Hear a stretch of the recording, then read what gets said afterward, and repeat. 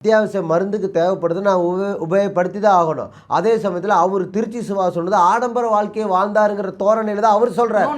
இல்லை சொன்னது அப்படிதாங்க சொல்கிறாரு.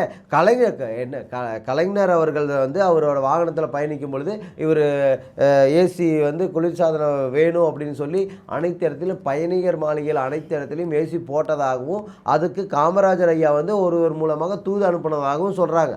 ஆனால் அது தவறுங்கிற கலைஞர் சொன்னது அது இவர்கிட்ட சொன்னதே தப்பு. 1986 கலைஞர் அவர்கள் ஒரு திருமணத்திற்கு போகிறாரு. அந்த திருமணத்தில் இந்த மாதிரி வார்த்தைகள் பேசுகிறாரு. அந்த வீடியோவை திருச்சி சிவா பார்த்துட்டு அந்த வீடியோவில் இருக்கிறத ஒரு ஸ்கிரிப்ட் மாதிரி ரெடி பண்ணி இவர் பேசுகிறார். திருச்சி சிவா இன்னைக்கு தானே பேசினாரு. ஆனால் பல ஆண்டுகளுக்கு முன்னாடியே காமராஜர் மக்கள் இயக்கத்தின் தலைவர் தமிழருவி மணியன் அவர்கள் இதே கருத்தை பேசியிருக்காரு. சரி, பெருந்தலைவர் காமராஜர் தன்னுடைய கடைசி காலங்களில் குளிர்சாதன வசதியை அனுபவித்தார் அப்படின்னு பேசியிருக்காரு. அப்போது ஏன் நீங்க எதிர்ப்பு தெரிவிக்கல? இல்லைங்க, அவரும் இல்லை அப்படி கிடையாது. நான் என்ன சொல்றேன்னா அதுதான் சொல்றேன். தன்னோட தேவைக்கு இப்போ ஐசியூவில் போய் ஒருத்தர் அட்மிட் பண்ணுறாங்கன்னா அங்கே குளிர்சாதனத்தோட எல்லா வசதிகளோடு தான் இருக்கும். ஒரு சிலருக்கு வந்து உடல்